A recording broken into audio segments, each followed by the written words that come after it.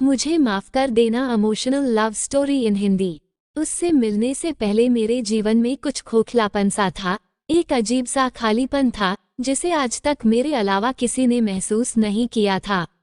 क्योंकि मैं स्वभाव से बहुत चंचल थी, इस कारण मैं कॉलेज में भी और घर में भी लोगों से घिरी रहती थी। इसके बावजूद कि मैं बहुत बोलती थी, मेरे जीवन का एक दूसरा पहलू भी था और जीवन के उस हिस्से में आने की इजाजत मैंने किसी को नहीं दी थी। बाहर से खुश दिखाई देने वाली लड़की जिसे लोग हर पल हंसते खिलखिलाते देखते थे, उसके बारे में ये अंदाजा तक नहीं लगाया जा सकता था कि वो अंदर से इतनी अकेली होगी, ढेर सारे दर्द अपने भीतर समेटे हुए होगी। मैंने अपने आसपास एक घेरा सा बना लिया था, कोई भी मेरे द्वारा बनाए गए दायरों को नहीं तोड़ सकता था। मुझे इस बात पर यकीन नहीं हो रहा था कि वो लड़का मेरे बनाए गए दायरों को तोड़कर मेरी सोच में समाता चला जा रहा है। शुरू में उससे बात करना महज एक औपचारिकता थी। ये अलग बात थी कि आज तक उसने इस बात को मेरे सामने कभी जाहिर नहीं होने दिया था। मुझे छोटी से छोटी तकलीफ होने पर उसे मुझसे ज्यादा दर्द होता था। कोई ऐसे भी किसी को चाह सकता है, यकीन करने में बहुत वक्त लगा। लेकिन समय के साथ मुझे इस बात का एहसास हो गया कि ये लड़का मेरी चिंता करता है, मेरा ख्याल रखता है, उसके प्यार में पागलपन था, मेरी खुशी के लिए वो कुछ भी कर देता था। उस लड़के ने बिना इस बात का जिक्र किए कि उसे मुझसे बातें करना अच्छा लगता है, मेरे साथ वक्त बिताना अच्छा लगता है, बड़ी ही चालाकी से मुझसे दोस्ती के लिए पूछा। उस दिन संयोग से हम दोनों कॉलेज जल्दी आ गए थे और क्लासरूम में कोई नहीं था। उसने कहा कि क्या मैं तुम्हारा हाथ पकड़ सकता हूँ। पहले तो मुझे बड़ा आश्चर्य हुआ कि आज इस लड़के को क्या हो गया है, ये इस तरह की बातें क्यों कर रहा है, लेकिन मुझे उस पर पूरा भरोसा था।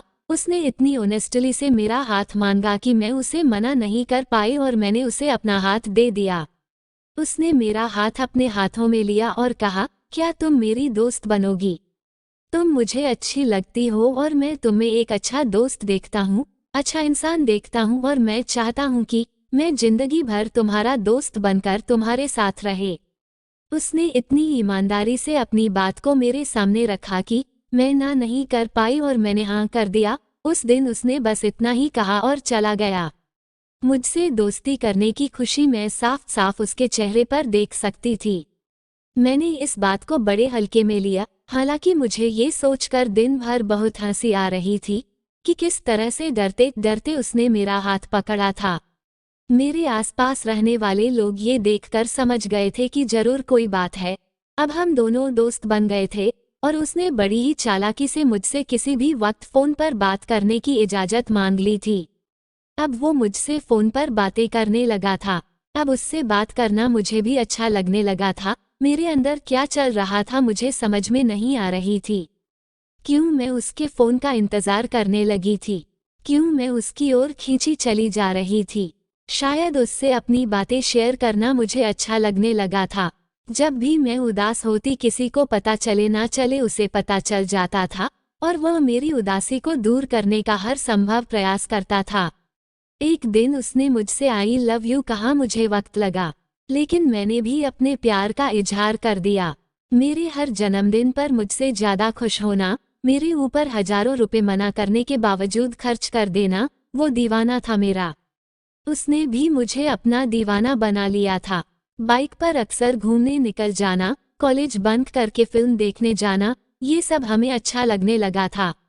उसकी पूरी दुनिया बन गई थी मैं, मेरी पूजा करता था वो। दिन तेजी से बीतने लगे, हम दोनों दुनिया को भूल चुके थे। प्यार के उस दौर ने हम दोनों को भीतर से बदल दिया था। हमने प्यार की ढेरों कस्में खाई और ढेरों वादे किए। वक्त ने करवट लिया, मेरे पिताजी ने 20-21 साल की कम उम्र में ही मेरी शादी पक्की कर दी। अंदर से मेरा हाल भी बेहाल था, लेकिन वह मुझसे ज्यादा बेहाल था। वो किसी भी हद तक जाने को तैयार था मेरा साथ पाने के लिए।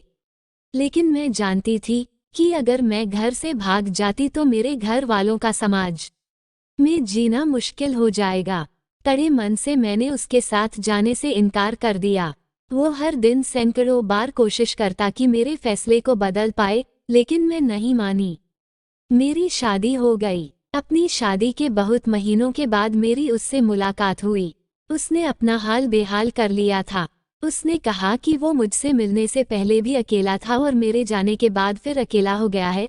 उसने कहा कि वो हमारे कसमों और वादों को पूरा करेगा।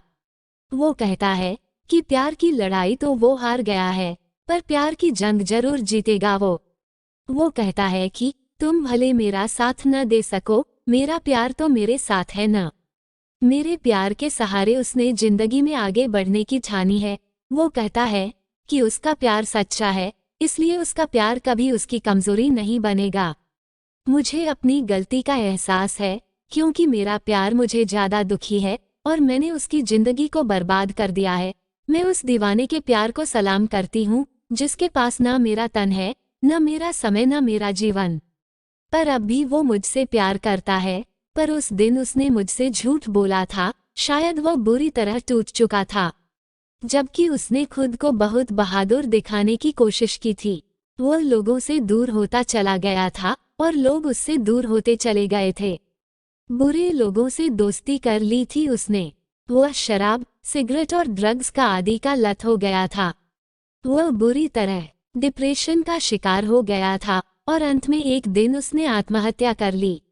ये था इस कहानी का अंत। मैं न तो जीते जी उसके साथ रह पाई, न उसके अंतिम समय में मैं उसका साथ निभा पाई।